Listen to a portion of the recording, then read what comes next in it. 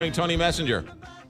Good morning, McGraw. Good morning, Kelly. How's everybody doing? Hey We're there. doing good. This whole Eric Greitens thing is one big, giant mess. Yesterday, apparently, there was the hearing. It sounded like it turned into a shouting match. You've got now, I guess, the House starting impeachment procedures. I guess that's what you can call it yesterday. And Eric Greitens, ever defiant, saying, I'm going to fight this to the bitter end. You know, there's 3 or 4 fronts going on right now, and it's fascinating. And when people talk about calling for the governor to resign, one of the arguments they make is he's paralyzed. His administration is paralyzed. So think about this for a minute. He faces an investigation from the city circuit attorney and a grand jury into him allegedly taking the photo of his lover. He's been charged for the felony there.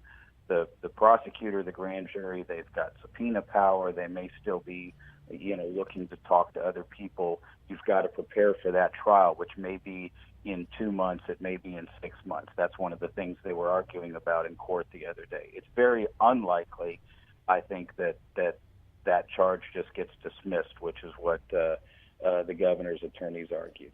Now you have the House starting an investigating committee that may or may not lead to impeachment, but that committee's got subpoena power and is going to want to talk to a variety of people, including probably the governor and people in the governor's office.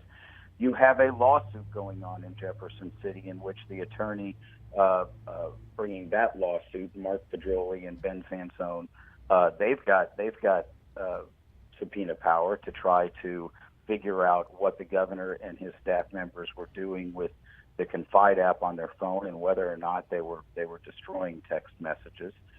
You've got this donor list situation, which may be being investigated by the city circuit attorney, could well be a federal issue, the issue that my colleague Jack Suntrup wrote about today, in which the governor's already admitted to and been fined for violating state ethics laws for taking the Mission Continues donor list and using that at the beginning of his campaign. This is a multiple war front, and none of it looks good for the governor right now. It's amazing to me, Tony Messenger, we touched on this last time we talked, but the Republicans in Jefferson City, they own it all. It isn't like they have a slim majority. They own everything. I mean, you can't, They own it all. And Democrats have no power whatsoever. And it seems like his own party is going after him. Well, here's the thing to remember, and I've written about this a couple of times. The governor ran for election against his own party.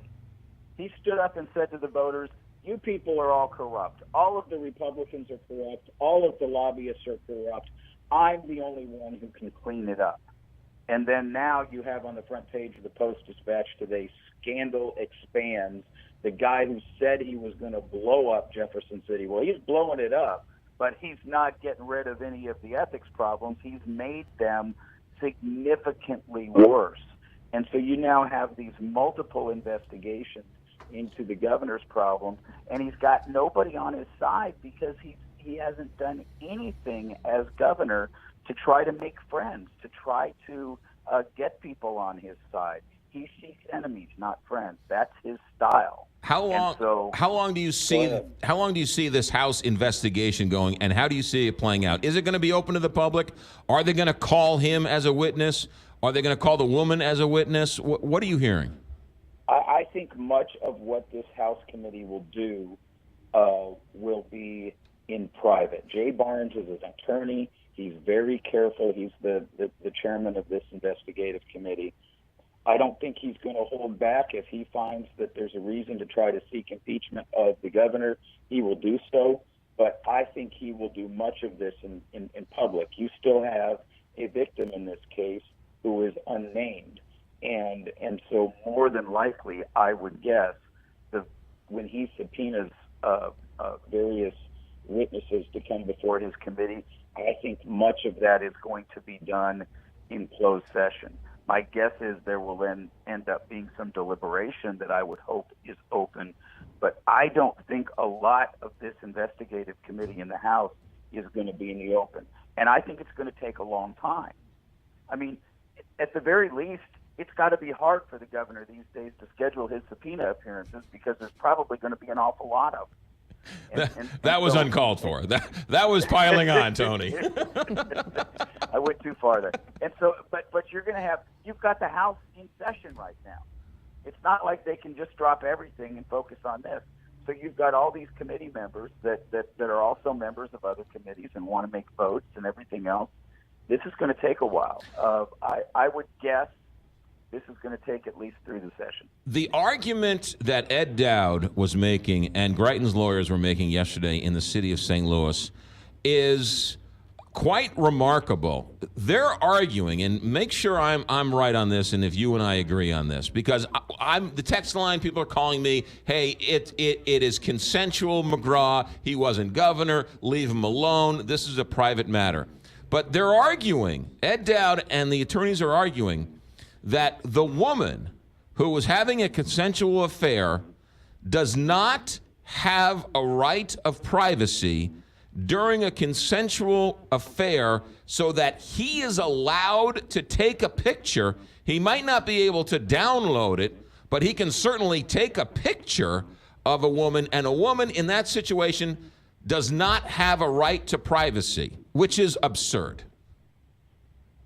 It's almost exactly right. I'm going to switch one word: an expectation of privacy, which one could argue is in this context similar to a right. But yes, that's what the governor's attorneys are arguing. And as my Post-Dispatch colleague Robert Patrick pointed out in an article this weekend, they're wrong when it comes to talking about the law. The specific law that is being used to prosecute Governor Greitens has been used to prosecute people in the city of St. Louis in very similar circumstances. In 1997, a Washington University student who happened to be a male stripper, that's sort of a sideline, but that happened to be something that he was engaged in at that time,